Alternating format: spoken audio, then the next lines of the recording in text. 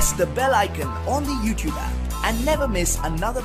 Now, the 11th edition of the world's biggest, richest and most popular T20 competition gets underway on Saturday.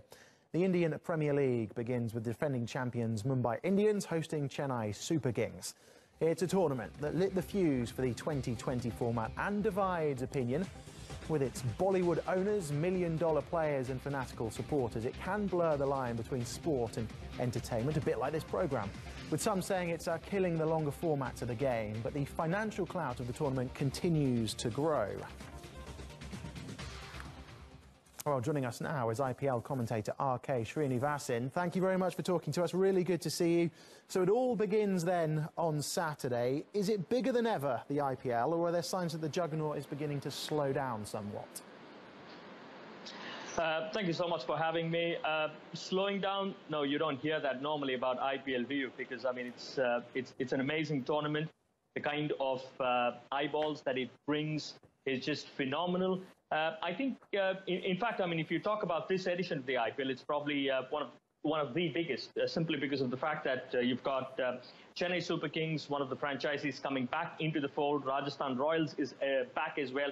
So it goes back to its original A team, so to speak. And in terms of the kind of fan base that a team like Chennai Super Kings has, it's immense. So there's one section of the nation that is eagerly waiting for this tournament to kickstart, and it's a blockbuster clash as well. You know, I mean, in the limited amount of time that the Indian Premier League has existed, which is for a period of 10 years now, the rivalry between Mumbai and Chennai, that is Mumbai Indians and Chennai Super Kings, has been pretty much the best or the biggest. And therefore, that's the kind of clash that everybody is waiting to see. And that's the kind of clash that we are having first up. So the whole of India is waiting. And I think also the fact that you spoke about the amount of money that is riding on it. The amount of money that the broadcasters have paid this time around to get the IPL right is absolutely staggering. So everything points towards, you know, a rousing success for. So the IPL is growing year on year. I do want to ask you, we mentioned a few moments ago about the ball tampering issue. Is that going to have any effect of on the IPL this year? I mean, the loss of the players, of course.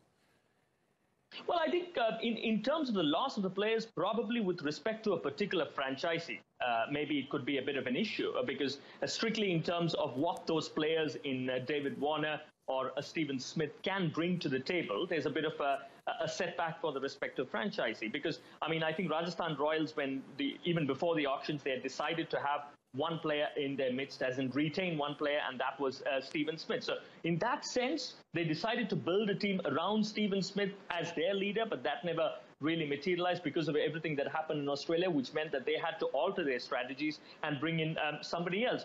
But otherwise, from a brand perspective, I don't think that has had any effect at all, because let's be honest, it's not an Indian player that has gotten involved. Yes, you respect David Warner. Yes, you respect Stephen Smith. But I don't really think the popularity of the league per se being affected. OK, RK, thank you very much. Unfortunately, time is against us. But thank you for talking to us here on Beyond the Game.